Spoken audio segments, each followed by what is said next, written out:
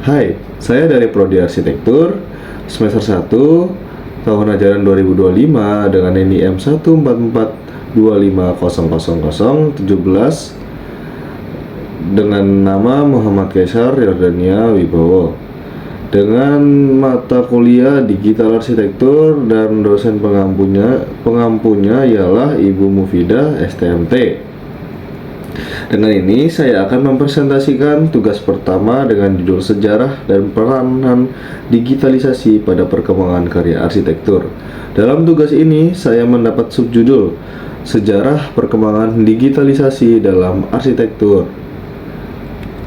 Nah, pendahuluannya ialah perkembangan teknologi digital pada abad ke-21 telah membawa dampak signifikan dalam berbagai bidang kehidupan termasuk arsitektur dahulu.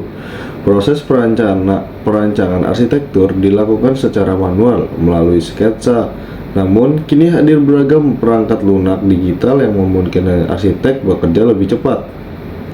Arsitektur digital membuka peluang baru dalam visualisasi ide, pengelolaan data, hingga integrasi antara aspek fungsional, estetika, dan lingkungan. Namun, di sisi lain, penggunaan teknologi digital juga menghadiri tantangan berupa biaya keterampilan, teknis, dan keterbatasan perangkat. Latar belakang arsitektur merupakan salah satu disiplin ilmu yang terus berkembang seiring kemajuan teknologi.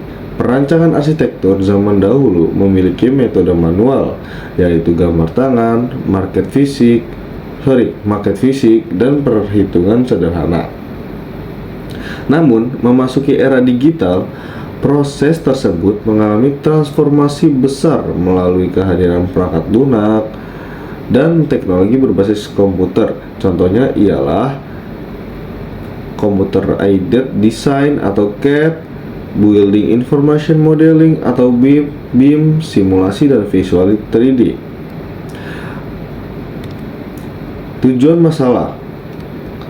Tujuan masalah ditimbulkan dari digitalisasi dalam arsitektur. Tidak semua digitalisasi di dalam arsitektur memberi kemudahan dalam membuat sebuah desain ataupun karya dari seorang arsitek. Di sini saya akan menjelaskan salah satu dampak dari digitalisasi dalam arsitektur.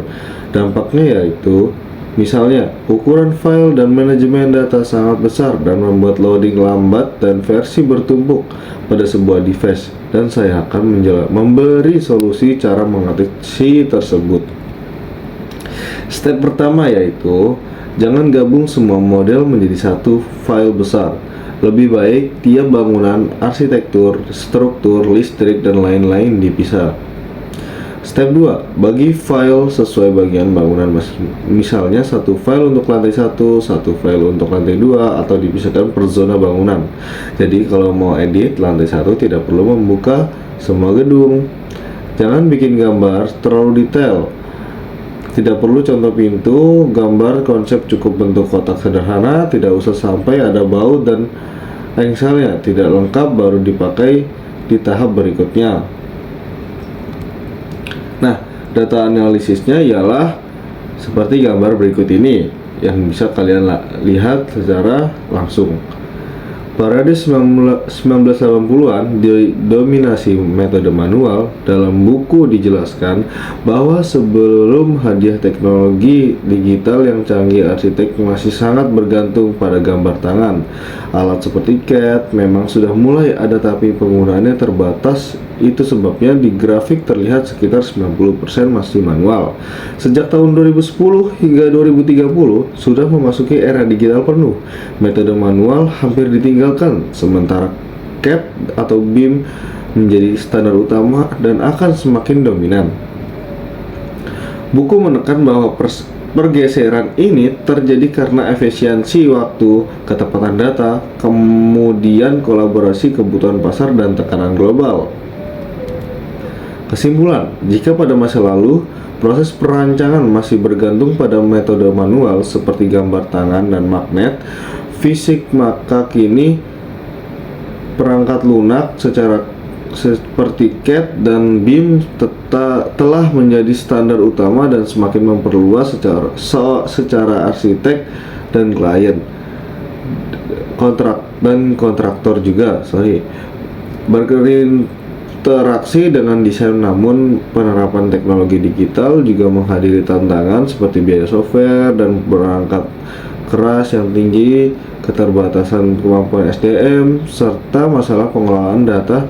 Oleh karena itu, solusi berupa peningkatan kompetensi arsitek, penyediaan infrastruktur yang memadai, penerapan tenaga kerja digital, serta kolaborasi lintas disiplin menjadi hal yang penting untuk teknologi ini akan terus berkembang menuju integrasi penuh dengan konsep smart building dan arsitektur berkelanjutan, sehingga arsitek untuk harus beradaptasi agar tetap relevan di era digital. Nah, dari sini kita bisa tahu sejauh mana digitalisasi berkembang dalam bidang arsitektur dari dimulai pada tahun 1980 hingga sekarang, dan mungkin masih berkembang.